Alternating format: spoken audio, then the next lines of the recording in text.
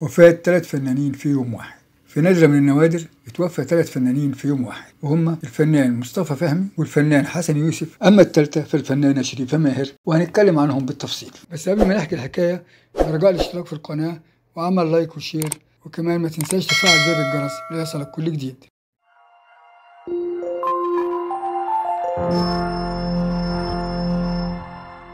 مصطفى فهمي.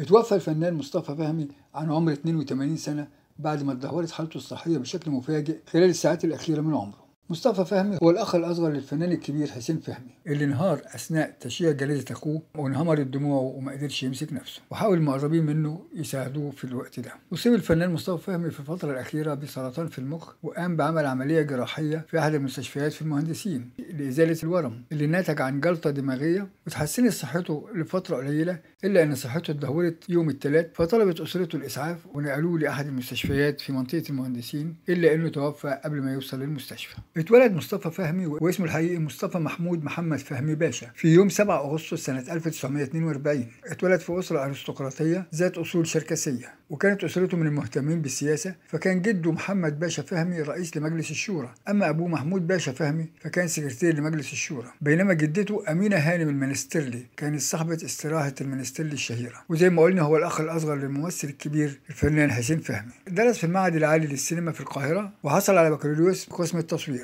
وبدأ مشواره الفني كمساعد تصوير في فيلم أميرة حبي أنا سنة 1974 مع مدير التصوير عبد الحليم نصر. بدأ مسيرته في مجال التمثيل بالصدفة، فاشترك في فيلم أين عقلي في نفس السنة اللي اشتغل فيه في فيلم أميرة حبي أنا. وبعدين في سنة 76 اشترك في 4 أعمال مرة واحدة، وهي فيلم قمر الزمان ولمن تشرق الشمس وفيلم وجه لوجه ونبتدي منين الحكاية. اتولد بعد كده أعماله ما بين السينما والتلفزيون، اللي كان من أبرزها قصة الأمس وحياة الجوهري أيام في الحلال، كذلك مسلسل الحفار. اتجوز الفنان مصطفى فهمي 3 مرات، الأولى من امرأة إيطالية وله منها ابن وبنت، وبعدين اتجوز من الفنانة رانيا فريد شوقي سنة 2007، لكن حياتهم ما كانتش مستقرة فاتطلقوا مرتين، ثم الثالثة سنة 2012. وفي 2015 اتجوز الإعلامية اللبنانية فاتن موسى اللي طلقها سنة 2021، وتوفى يوم الثلاث 29 أكتوبر سنة 2024 عن عمر 82 سنة.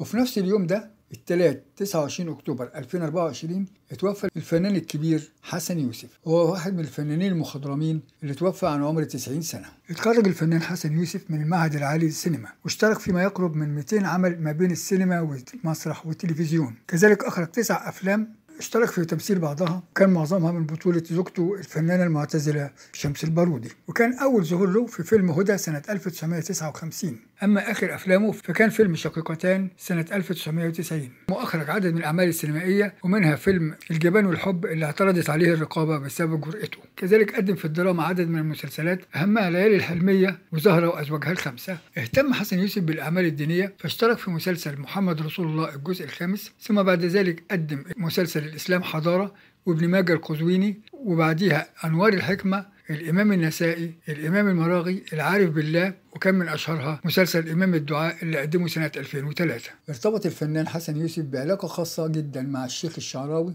اللي جمعتهم عديد من المواقف واللحظات المؤثرة، خصوصا أثناء إنتاج مسلسل إمام الدعاء اللي جسد حياة الشيخ محمد متولي الشعراوي. الفنان حسن يوسف كان فنان متعدد المواهب، فهو مؤلف ومخرج وممثل. ألف قصة رحلة لذيذة، كذلك قام بإخراج عدد من الأفلام، منها فيلم الجبان والحب اللي اعترضت عليه الرقابة، ومن أشهر أفلامه اللي أخرجها فيلم كفاني يا قلب. كذلك قدم 5 مسرحيات ومسلسلين إذاعيين. أنتج عدد من الأفلام منها الجبان والحب، كفاني يا قلب، 2 على الطريق، عصفور له أنياب، وولاد ريا وسكينة.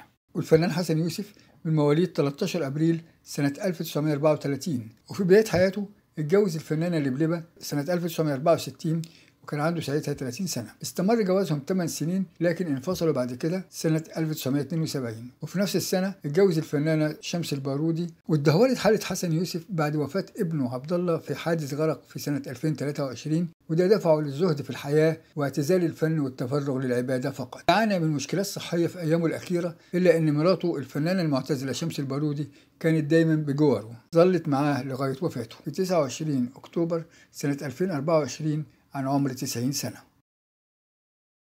وفي نفس اليوم برضه 29 أكتوبر 2024 اتوفت الفنانة القديرة شريفة ماهر عن عمر 92 سنة. واللي ما يعرفش الفنانة شريفة ماهر بنقول له إن شريفة ماهر فنانة مخضرمة تركت أرشيف ضخم من الأعمال السينمائية والدرامية، فهي ممثلة ومغنية اتولدت في حي حلوان واشتغلت في المسرح والسينما والتلفزيون. حصلت على شهادة من المدارس الفرنسية ولمعت في أدوار البنت قوية الشخصية في السينما. بدأت حياتها الفنية في سن صغير جدا بأدوار صغيرة في فيلم بدل المحبوب وأسرار الناس وكان عمرها 14 سنة. من أشهر أعمالها في السينما اديني عقلك، إسماعيل ياسين في البوليس، الفانوس السحري، أعز الحبايب، شاطئ الحب، كرامة زوجتي، والمصير. كذلك اشتركت مع الفنانة نبيلة عبيد في فيلم ربع العدوية، وذكرت إنها ظهرت مع والدها بدور عابر وهي طفلة عندها 9 سنين في فيلم سلطانة الصحراء سنة 47. اتجوزت الفنانة شريفة ماهر في عمر 14 سنة من مؤسس نادي الزمالك محمود شوقي وأنجبت له 3 أبناء. بعد كده اتجوزت من رجل تاني محدش يعرف عنه حاجة، ثم اتجوزت من جوزها الثالث